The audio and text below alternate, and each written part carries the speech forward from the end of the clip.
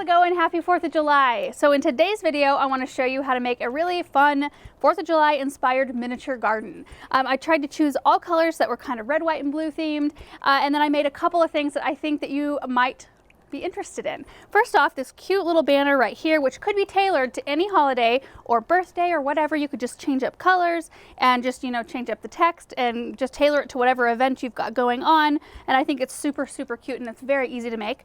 And then I also want to show you how to make a really, really simple fountain to put in any fairy garden or miniature garden. This style of fountain is also pretty foolproof. It's really hard to get water to splash outside the reservoir that I have sunk down inside the bigger container because it doesn't splatter. The reservoir is much larger than the size of the rock, and it's very simple to put together. So anyway, first I want to show you how this project comes together, and then I'll explain a few more details.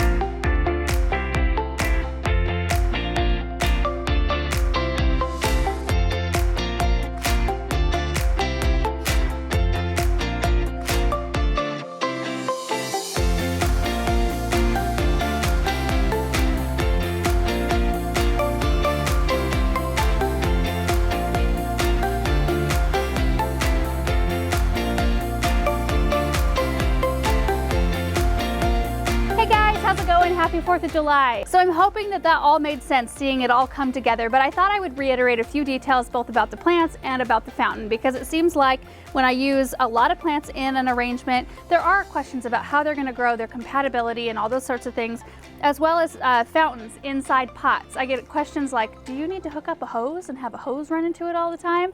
You don't. So the reservoir is holding water that the pump is down in, and that pump is pumping the water up to through the rock, and then it goes over the sides of the rock back down into the reservoir, and then it's pumped back up through the rock and back down, and it just cycles. It's kind of a never-ending cycle until that water evaporates, which you don't want to have happen.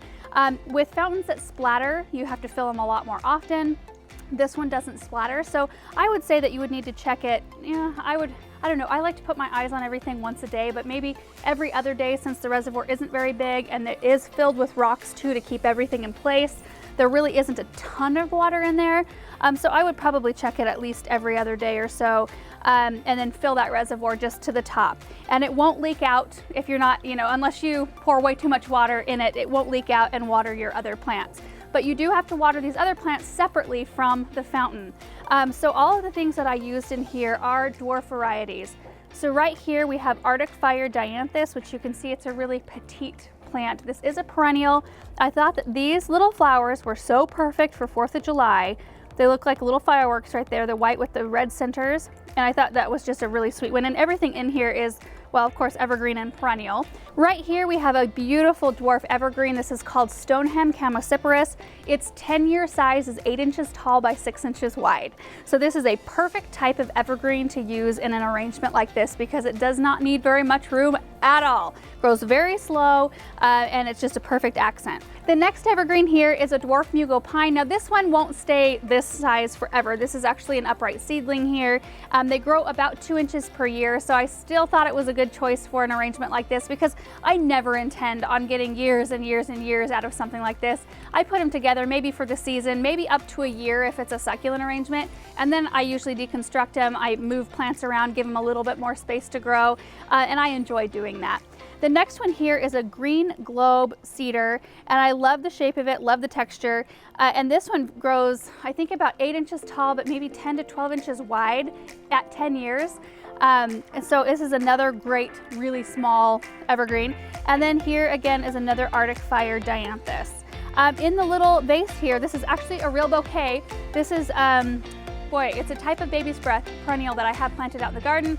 Can't remember the name, festival something. Anyway, I went and clipped some off, put it in some water in that little tiny vase, and I think it's super sweet because it will dry and I could just leave it there. So anyway, that's pretty much it. I just wanted this to be a little inspiration and just something fun to do for the 4th of July. I hope you guys are all having a wonderful day, and we will see you in the next video. Bye.